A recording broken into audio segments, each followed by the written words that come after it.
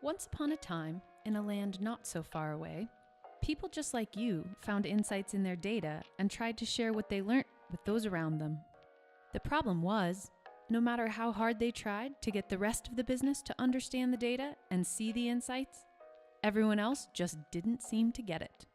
Truth be told, most people don't really want to look at charts or dashboards.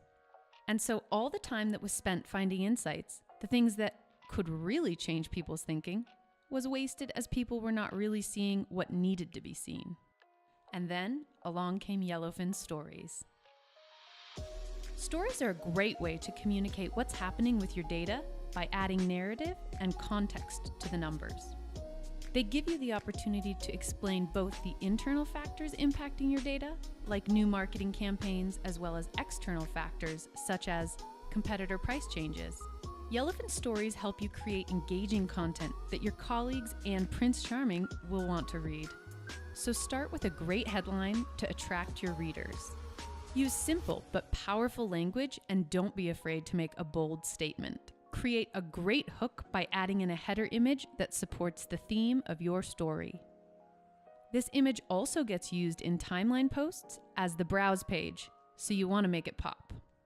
Open with an irresistible introduction. Your first paragraph should draw your readers in and make them want to read more. From here, tell your story your way.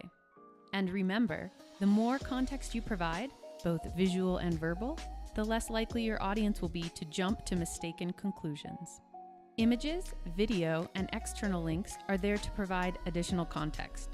No emperor's new clothes here. Naturally, you will want to add data to your story.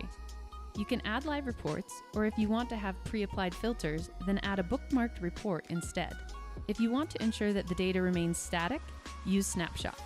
That way your readers see exactly what you saw when you were writing your story. Break your story into short sections with subheadings. The subheadings give your reader an outline to follow, and the short sections make a long story much easier to digest.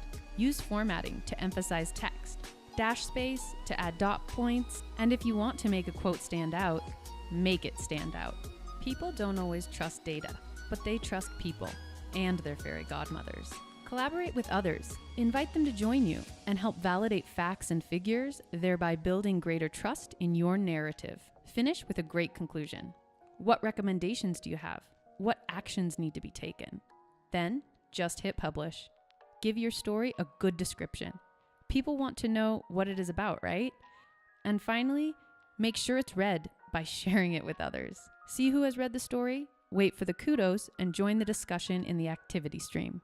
And that, my friends, is the story of how data and storytelling came together and lived happily ever after. The end.